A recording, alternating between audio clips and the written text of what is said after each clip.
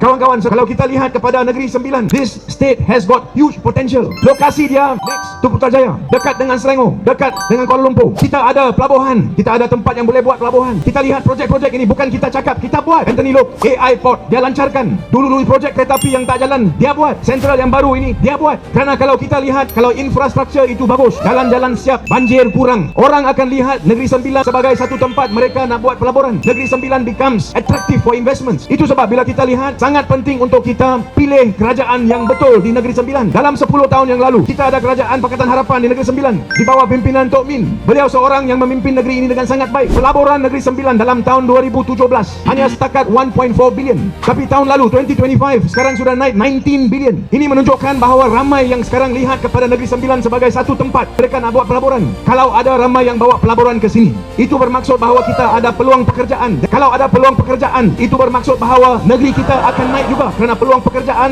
maksud dia orang lihat kepada Negeri Sembilan sebagai destinasi untuk mereka. Tapi untuk ini berjaya, kita mesti ada kerajaan negeri yang buat kerja. Bukan kerajaan negeri selepas 2 tahun kita kena ada pilihan raya. Kita lihat kerajaan perpaduan di Putrajaya, dia ni di bawah pimpinan Dato' Seri Anwar Ibrahim, dan his vision is very clear. We want to build the infra of this country and the state so that this country can be not just stable politically but also stable from an economic perspective. Jadi bila kita jumpa kepada Barisan Nasional, lawanan kita, Perikatan Nasional, kita lihat politik sekarang. Bila di Johor, kita ada pilihan raya. Mereka kata mereka tidak akan kerjasama dengan PAS. Lepas itu kita dengar berita mereka kerjasama. Ada yang cakap ya, ada yang cakap tidak. Kepada saya, gentleman lah, kalau nak kerjasama dengan PAS, cakap sajalah, betul tidak? Jangan main-main lah. Kita tengok sekarang, belum start pun mereka sudah yes or no. Kalau jadi kerajaan di sini, saya tak tahu berapa lama lah. Mungkin tak lama, kerajaan itu pun ada problem. Itu sebab apa yang kita hendak laksanakan sekarang. Kita kena fikir masa depan kita. Kita mau 5 tahun akan datang satu kerajaan yang dapat fokus. Mereka fikir untuk rakyat Negeri Sembilan.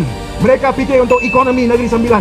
Mereka fikir bagaimana mereka nak pastikan bahawa Negeri Sembilan boleh bangun dari segi infrastruktur jadi satu bandar di mana satu dunia pun lihat Negeri Sembilan sebagai destinasi untuk pelaburan. Itu sebab kawan-kawan saya datang hari ini untuk memberitahu kepada semua di sini. Untuk kita menang, kita tidak boleh menang satu kerusi saja. Kita ada 36 kerusi di Negeri Sembilan. Seperti mana Anthony Loke cakap, kita ada 8123 lah. Kita mesti menang cukup kerusi untuk dapat majority supaya kita dapat menjadi kerajaan di Negeri Sembilan di bawah Pakatan Harapan. Betul tidak? 1 hari bulan 8 pastikan kita keluar dan undi untuk calon Pakatan